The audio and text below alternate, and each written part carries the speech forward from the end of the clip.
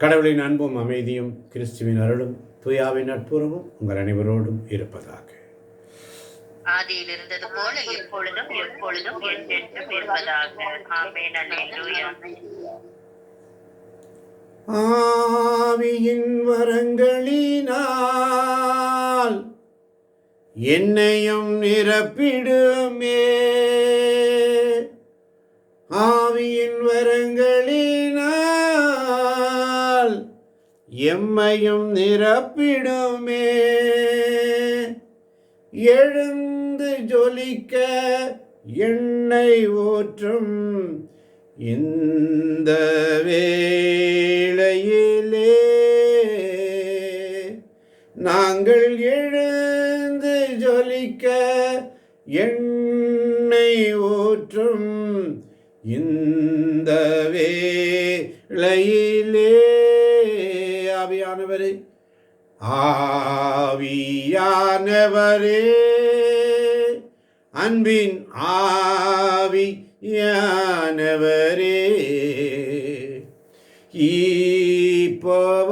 இப்பவாரும் இறங்கி வாரும் எங்கள் உள்ளத்திலே.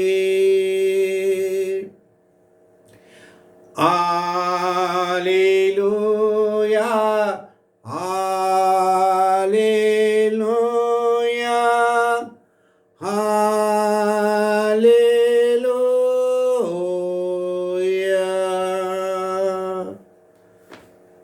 இந்நிலையில் நாம் செய்ய வேண்டியது என்ன? தூய ஆவினால் ஆட்கொள்ளப்பட்டு இறைவேண்டல் செய்ய வேண்டும். அறிவு தெளிவோடு இறைவேண்டல். தூய ஆவியினால் ஆட்கொள்ளப்பட்டு திருப்பாடல்களை பாட வேண்டும். தூய ஆவியினால் ஆட்கொள்ளப்பட்டு அறிவு தெளிவோடு திருப்பாடல்களை பாட வேண்டும். தூய ஆவியினால் ஆட்கொள்ளப்படாமல் நம்ம ஒன்றும் செய்ய முடியாது. அதனால தான் ஏசாயா 30ஆம் அதிகாரம் 19ஆம் வசனத்தில் மிக அழகாக சொல்லுகிறது.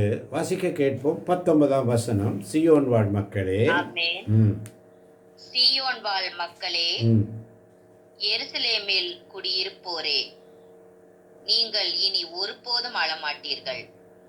அவர் உங்கள் மேல் திண்ணமாய் அருள் கூர்வார். நீங்கள் கூப்பிடும் குரலுக்கு செவி சாய்த்து உங்களுக்கு மறுமொழி அளிப்பார். ஆமென். பாருங்க, அவனுடைய இறை இரக்கத்தின் செய்தி இன்னைக்கு என்ன? உன் தினசரி வாழ்வின் அனைத்து கவலைகளையும் என்னிடம் கொண்டு வா.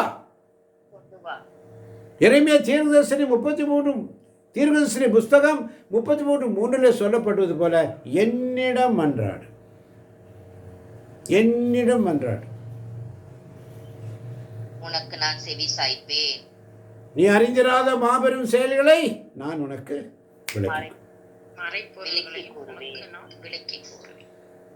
செயல்களை, மறைப்பொருள்களை அனைத்தையும் விரைக்கூறும். அதனால தான் மோசனோட பேசுகிறாரு. ஆண்டவராகிய நான் ஒரு காட்சியாக அவனுக்கு வெளிப்படுத்துவேன், கனவில் அவனோடு பேசுவேன். வேற யாராவது ஒரு இறைவாக்கினர் ஒருவர் இருந்தால், ஆனால் என் அடியான் மோசையோடு அப்படி அல்ல, என் வீடு முழுவதும் அவனே நம்பிக்கைக்குரியவன், என் வீடு இறைவேண்டல் வீட்டில் அவனே நம்பிக்கைக்குரியவன் என்று ஆண்டவர் சர்டிஃபிகேட் கொடுக்கிறார். அல்லேலூயா, அல்லேலூயா. நான் அவனோடு பேசுவது மறைப்பொருளாக அல்ல, நேர்முகமாகவும் தெளிவாகவும் இருக்கும். ஆண்டவர் உருவையும் அவன் காண்கிறான். அவருடைய பிரசன்னத்தில் இருந்தால் அவருடைய தரிசனத்தை காண முடியும். அவருடைய பிரசன்னத்தில் இருந்தால் தரிசனத்தை காண முடியும். மறை உண்மைகளை புரிந்து கொள்ள முடியும், அறிய முடியும். அவருடைய பிரசன்னம் போயிடுச்சுன்னு சொன்னால் எல்லாம் வாஷ் அவுட் ஆயிரும். மிரியாமை போல உடனே அவளுக்கு அகன்றதும் அவருடைய பிரசன்னம் போச்சு. அதனால தான் 24/7 அவருடைய பிரசன்னம் பிரசன்னம் பிரசன்னம். துதி சுதி சுதி சுதி கன மகிமை எல்லாம் என் ஆண்டவருக்கு. நீங்கள் ஒவ்வொரு நேரமும் ஸ்துதி சுதி சுதி. ஸ்துதி ஸ்துதி ஸ்துதி ஸ்துதி ஆராதனை, ஸ்துதி ஸ்துதி ஸ்துதி ஸ்துதி ஆராதனை, அல்லேலூயா அல்லேலூயா ஆராதனை, அல்லேலூயா அல்லேலூயா ஆராதனைன்னு சொல்லிகிட்டே இருங்க. என்ன வேலை செஞ்சாலும், வீட்டு வேலை செய்கிறீங்க, சமையல் செய்கிறீங்க, குடும்ப வேலை செய்கிறீங்க, நடக்கிறீங்க, போகிறீங்க, கடைக்கு போகிறீங்க, பொருள் வாங்க போகிறீங்க, அப்போ கூட ஆண்டவரை ஸ்துதிச்சுக்கிட்டே போங்க. அவருடைய பிரசனை இருந்துக்கிட்டே இருக்கும். ஒரு ஆபத்தும் உன்னை நெருங்காது. செஞ்சு பாருங்களேன். அவருடைய பிரசன்னத்திலேயே நீங்கள் போனீங்கன்னா வாதை உன் கூடாரத்தை அணுகாது. ஒரு நோய் நொடி ஒன்றும் உன்னை தாக்காது. அதனால தான் திருப்பாடல் 91:1 அழகாக சொல்லும். திருப்பாடல் 91:1, உன்னதரின் பாதுகாப்பில் வாழ்பவர், உன்னதரின் பாதுகாப்பில் வாழ்பவர், எல்லாம் வல்லவரின் நிழலில் தங்கி இருப்பவர், எல்லாம் வல்லவரின் நிழலில். மிரியாமும் ஆரோனும் மோசேயும் எங்க நிற்கிறாங்க? ஆண்டவருடைய நிழலில், மேக தூணில் ஆண்டவர் இறங்கி வருகிறார். அவருடைய பிரசன்னம். சந்திப்பு கூடாரத்துக்கு அருகே வாங்கன்னு கூப்பிடுறாரு. அங்கதான் அவருடைய பிரச்சனை இருக்கு. அப்ப சந்திப்பு கூடாரம் நமக்கு இறைவேண்டல் வீடு இதுதான். இந்த சந்திப்பு கூடாரம் நமக்கு இதுதான், கூகுள் மீட். இந்த சந்திப்பு கூடாரத்தில் வந்து அவருடைய பிரசன்னத்தை உணரணும். நம்முடைய சிந்தனை, சொல், செயல் எல்லாத்தையும் மூட்டை கட்டி ஒரு பக்கம் போட்டுட்டு ஆண்டுடைய வார்த்தையை மாத்திரம் கேட்கணும். 20ஆம் வசனம் சொல்லுது பாருங்க. ஏசாயா 30:20, என் தலைவராகிய போதகர்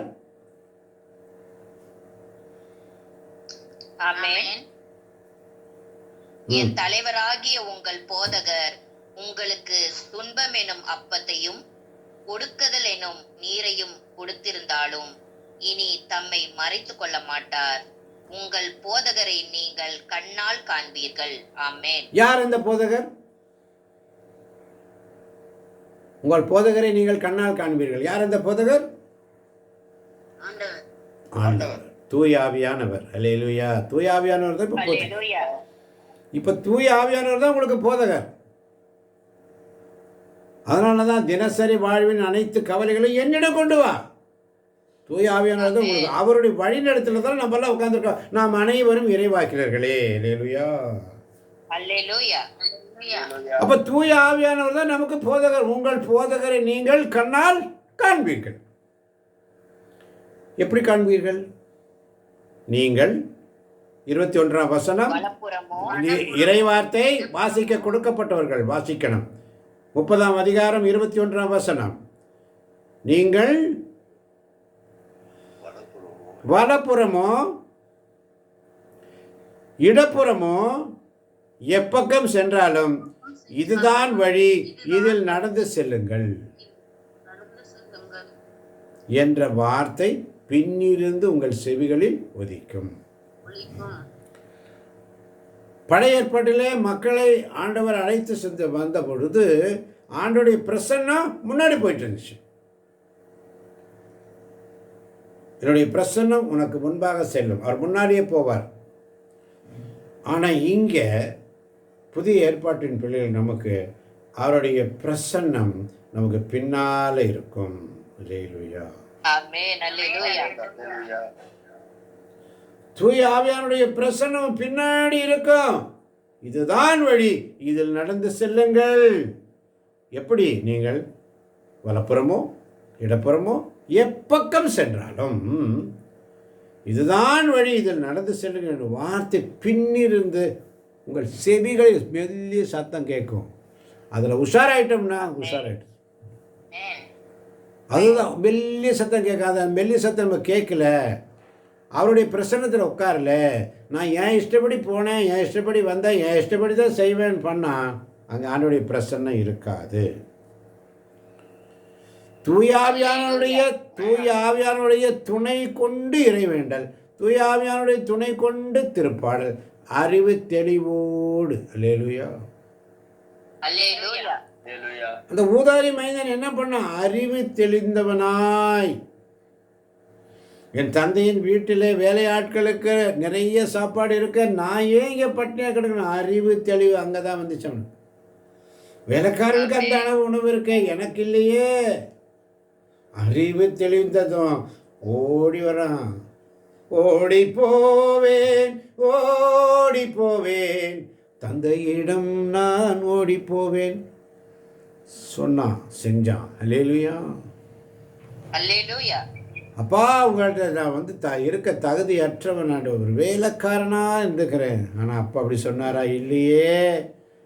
கட்டி தழுவி முத்தமிட்டு கால்களுக்கு செருப்பு அணிவிச்சு, புத்தாடை அணிவிச்சு, மோதிரம் அனுப்பிச்சு, கொளுத்த கன்றினை அடித்து பெரிய விருந்துக்கு ஏற்பாடு செய்து, இவன் இறந்து போயிருந்தான், மீண்டும் உயிர் பெற்று வந்திருக்கிறான். இவன் காணாமல் போயிருந்தான், இவன் மீண்டும் கிடைக்கப்பட்டிருக்கிறான். எனவே நாம் இவனை வைத்து கொண்டாடுவது, மகிழ்ச்சியாக இருப்பது தான் நன்று என்று சொல்லி வாசித்தோம், தியானித்தோம் என்பார்களே. ஒவ்வொரு நாளும் ஆவியானவர் வார்த்தைகளை நமக்கு வெளிப்படுத்திக்கிட்டே இருக்கிறாரு. மறை உண்மைகளை டிஃப்ரெண்ட் வேயில் நமக்கு அதை ஞாபகப்படுத்திக்கிட்டே இருக்கிறது தான் தூய ஆவியானவருடைய வேலை. அல்லேலூயா. அல்லேலூயா. நீங்கள் வலப்புறமோ இடப்புறமோ எப்பக்கம் சென்றாலும் இதுதான் வழி, இது நடந்து செல்லுங்கள் என்ற வார்த்தை பின்னிருந்து உங்கள் அந்த கேட்க செவியுடையோர் தூய ஆவியானவர் சொல்வதை கேட்க. கேட்காம இருந்தீங்கன்னா ஒன்றும் பிரச்சனை இல்லை. ஆமாம் வாழ்ந்தவர்களே, ஒவ்வொரு நாள் அவருடைய சமூகத்தில் காத்து. அதனால தான் எண்ணிக்கை புஸ்தகம் 11ஆம் அதிகாரத்தில் ஒரு வார்த்தை இருக்குது பாருங்க. 24 முதல் 30 வரை உள்ள வசனங்களை ஒருவர் வாசிக்கலாம். அவ்வாறே மோசே வெளியே சென்று மக்களிடம் ஆண்டவரின் வார்த்தைகளை கூறினார். மக்களின் மூப்பரில் 70 பேரை அழைத்து கூடாரத்தை சுற்றிலும் அவர்களை நிறுத்தி வைத்தார். பின்னர் ஆண்டவர் மேகத்தில் இறங்கி வந்து அவரோடு பேசினார். அவரில் இருந்த ஆவியில் கொஞ்சம் எடுத்து அந்த 70 மூப்பருக்கும் அளித்தார். ஆவி அவர்கள் மேல் இறங்கவே அவர்கள் இறைவாக்கு உரைத்தனர். அதன் பின்னர் அவர்கள் அப்படி செய்யவில்லை. 2 மனிதர் பாளையத்திலேயே தங்கிவிட்டனர். ஒருவன் பெயர் எல்தாது, மற்றவன் பெயர் மேதாது. அவர்கள் மீது ஆவி இறங்கியது. பதிவு செய்யப்பட்டவர்களில் இவர்களும் உண்டு. ஆனால் அவர்கள் கூடாரத்துக்கு சென்றிருக்கவில்லை. ஆகவே அவர்கள் பாளையத்திலேயே இறைவா குறைத்தனர். ஓர் இளைஞன் ஓடி வந்து மோசேயிடம், எல்தாதும் மேதாதும் பாளையத்தில் இறைவா குறைக்கின்றனர் என்று சொன்னான். உடனே தேர்ந்தெடுக்கப்பட்டோரில் ஒருவரும் மோசேயின் ஊழியரும் நூனின் மைந்தருமான யோசுவா, மோசே என் தலைவரே, அவர்களை தடுத்து நிறுத்தும் என்றார். ஆனால் மோசே அவரிடம், என்னை முன்னிட்டு நீ பொறாமைப்படுகிறாயா?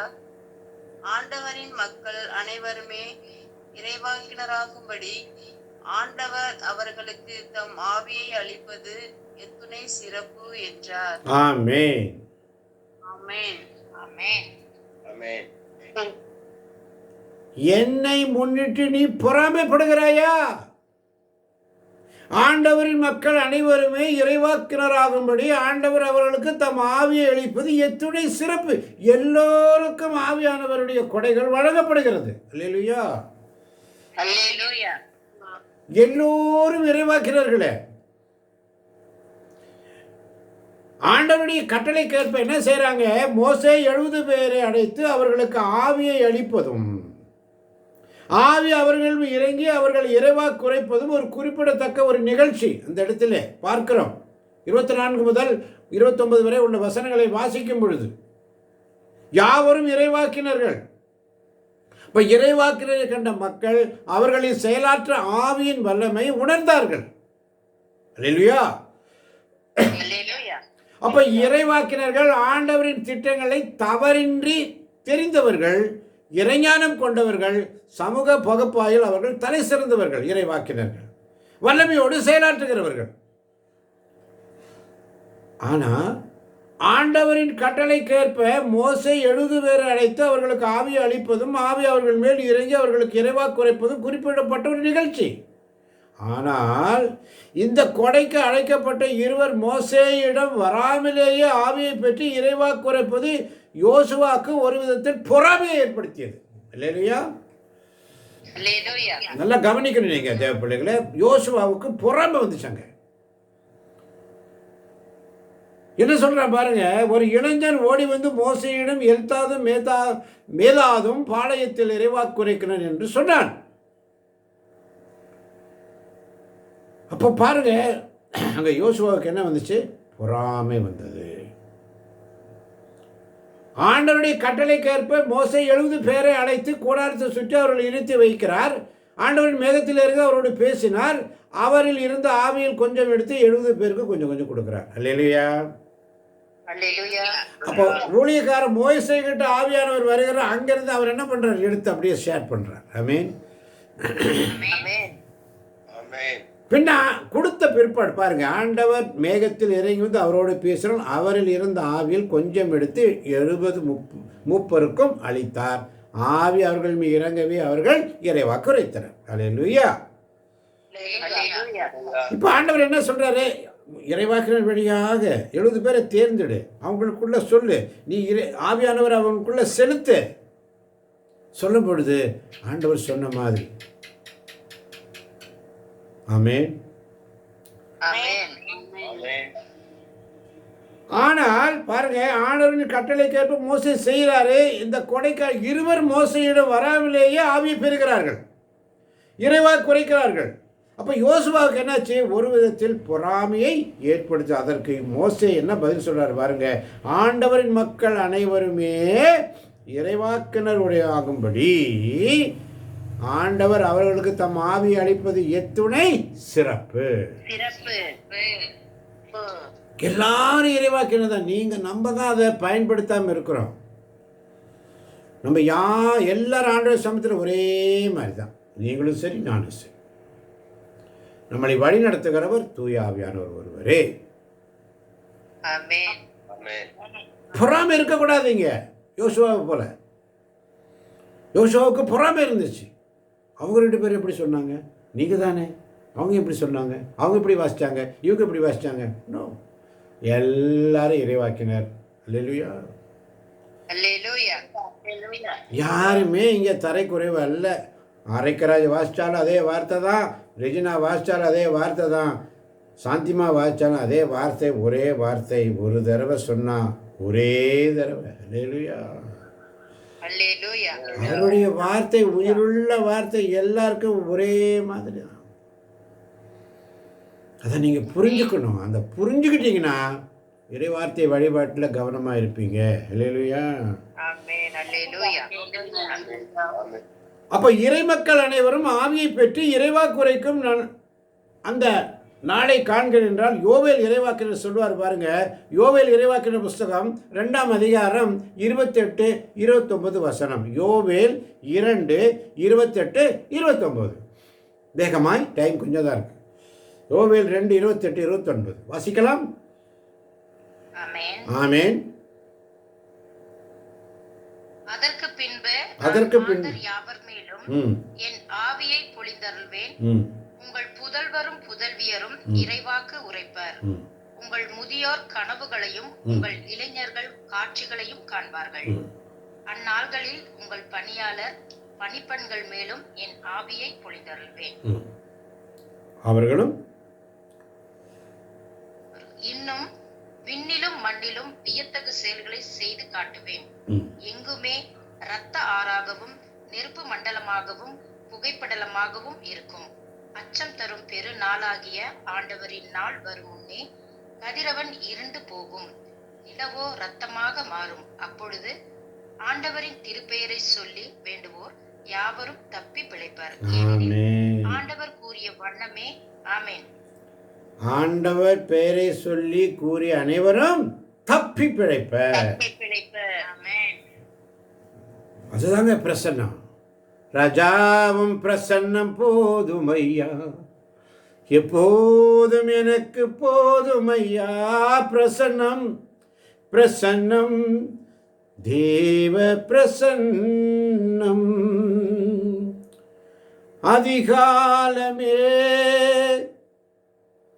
தேடுகிறேன், ஆர்வமுடன் நாடுகிறேன். அதிகாலமே தேடுகிறேன், ஆர்வமுடன் நாடுகிறேன். பிரசன்னம் பிரசன்னம் தேவ பிரசன்னம்.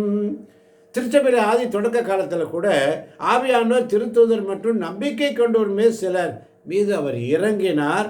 அவர்கள் இறைவாக்கு குறைத்ததை நாம் திருத்தூதர் பணிகளிலே வாசிக்கிறோம். அல்லேலூயா. ஹல்லேலூயா. ஆமன் பார்ந்தவர்களே, ஆனால தான் ஆண்டவர் இன்னைக்கு சொல்றாரு, எல்லாரும் இறைவாக்கினர்களே. ஏசாயா 30:18 சொல்வது போல, ஆதலால் உங்களுக்கு கருணை காட்ட ஆண்டவர் காத்திருப்பார், உங்களுக்கு இறங்குமாறு எழுந்தருள்வார். ஏனெனில் ஆண்டவர் நீதியின் கடவுள், அவருக்காக காத்திருப்போர் நற்பேறு பெற்றோர். நீங்கள் கூப்பிடும் குரலுக்கு செவிசாய்த்து உங்களுக்கு மறுமொழி அளிப்பார். ஆமென். அது எங்க இருக்குது வார்த்தை? நம்முடைய பிரசன்னம் இல்லை. நீங்கள் கூப்பிடும் குரலுக்கு செவிசாய்த்து உங்களுக்கு மறுமொழி அளிப்பார். என் தலைவராகி உங்கள் போதகர், யார் அந்த போதகர்? தூயாவியானவர் உங்களுக்கு துன்பம் என்னும் அப்பத்தை ஒடுக்குதல் என்னும் நீரை கொடுத்திருந்தாலும் இனி தம்மை மறைத்து கொள்ள மாட்டார். உங்கள் போதகரை நீங்கள் கண்ணால் காண்பீர்கள் என்றால் தூய ஆவியானுடைய பிரசன்ஸ் இருந்தால் அவரை பார்க்க முடியும். பரிசுத்தம் இல்லாமல் தேவனை யாராலும் தரிசிக்க முடியாது. பரிசுத்தத்தோடு. அதனால தான் அந்த போதகர் நமக்கு என்ன சொல், நீங்கள் வலப்புறமோ இடப்புறமோ எப்பக்கம் சென்றாலும் இதுதான் வழி, இதில் நடந்து செல்லுங்கள் என்னும் வார்த்தை பின்னிருந்து உங்கள் செவிகளில் ஒலிக்கும். அதை நீ கேட்கல, நான் தூயாவியம் சொல்வதை காதுள்ளவன் கேட்கட்டும். ஆமென். அதனால தான் ஆண்டவர் சமூகத்தில் உண்மையோடும் நேர்மையோடும். அப்போ என்ன செய்யணும்? ஏசாயா 30:26 வாசிக்க கேட்போம். ஆண்டவர் ஆமென். ஆண்டவர் தம் மக்களின் முறிவுகளை கட்டி தாம் அடித்து ஏற்படுத்திய காயங்களை குணமாக்கும் நாளில் நிலவின் ஒளி கதிரவன் ஒளி போலாகும். கதிரவன் ஒளி 7 பகல்களின் ஒளி ஒன்று திரண்டார் போல 7 மடங்காகும். ஆமென்.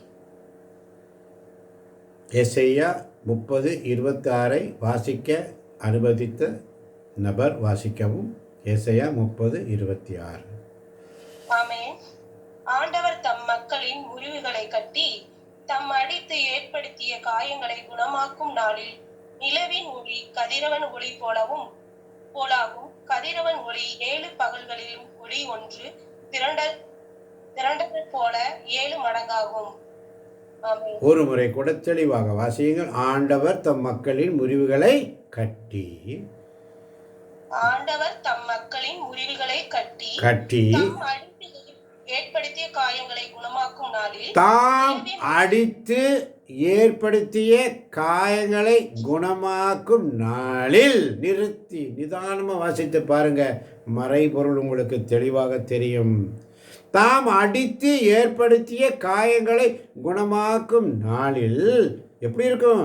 நிலவின் ஒளி கதிரவன் ஒளி போலாகும். நிலவின் ஒளி, நிலாவினுடைய ஒளி எப்படி இருக்கு? ரொம்ப அப்படியே கொஞ்சம் மங்களா இருக்கானா? அது எப்படி இருக்குன்னா கதிரவன் போலாகும். ஆனா கதிரவனுடைய எப்படி இருக்கும்? 7 பகல்களின் ஒளி ஒன்று திரண்டார் போல 7 மடங்காகும். அப்ப அந்த அளவுக்கு பிரசன்னத்தில் இருந்தோம்னா அவர் தம்முடைய முறிவுகளை கட்டி தாம் அடித்து ஏற்படுத்திய காயங்களை சில நேரத்தில் ஆண்டவர் நமக்கு கொடுக்கிறார். ஆண்டவருடைய ஊழியத்தை செய்கிறதுக்கு அவருக்கு செய்யக்கூடிய காரியங்களுக்கு கணக்கு பார்க்காதே. ஏனென்றால் அவர்கிட்ட கணக்கு பார்க்கறதுக்கோ கணக்கு கேட்கறதுக்கோ ஒன்றுமில்லை, எல்லாம் அவர் தந்தது, ஆமென். எல்லாமே அவர் கொடுத்ததுங்க. அவருக்கு கணக்கு பார்க்கறதுக்கு நமக்கு என்னங்க இருக்குது? எல்லாம் அவர் கொடுத்தது. அதனால தான் யோபு தன்னுடைய துன்பத்திலும் துயரத்திலும் பாடுகளிலும் நோயிலும் கஷ்டத்திலும் எல்லாத்தையும் இழந்தும் அவர் வாய் திறந்து பாவம் செய்யவில்லை, கடவுளை இகழ்ச்சி செய்யவும் இல்லை. தண்ணி ஊத்துறதில்ல, நம்ம கூப்பிட்டாலும் வர்றதில்ல. அல்லேலூயா. இயேசுவுக்கு நன்றி, அல்லேலூயா. அல்லேலூயா. இயேசுவுக்கு புகழ், இயேசுவுக்கு ஆராதனை. இயேசுவுக்கே புகழ். இப்படி தான் பிசாசு ஒரு சைட்லேருந்து பேசுவான், நம்மளை திசை திருப்புவான். ஏமாந்து போயிடாதீங்க. இதுலேருந்து புரிஞ்சுக்கங்க, நம்ம சிந்தனைகளை சிதறதுக்காக வேறு வழியில் கூப்பிட்டு போவோம். மாட்டிக்காதீங்க. உங்களுக்கு கருணை காட்ட ஆண்டவர் காத்திருப்பார், உங்களுக்கு இரங்குமாறு எழுந்தருளுவார். ஆண்டவர் நீதியின் கடவுள், அவருக்காக காத்திருப்போர் நற்பேறு பெற்றோர் என்ற சிந்தனையோடு இதை கேட்க முடியாத, கேட்டுக்கொண்டிருக்கின்ற, யூடியூப் வழியாக கேட்கின்ற ஒவ்வொரு பிள்ளைகளையும் இந்த காலை பொழுதிலே தேவன் நிறைவாக ஆசீர்வதிக்கும்படியாக இயேசுவின் நாமத்தில் ஜெபிக்கிறோம் எங்கள் ஜீவனுள்ள நல்ல பிதாவே. ஆமேன், ஆமேன், ஆமேன். ஆமென், ஆமென், ஆமென்.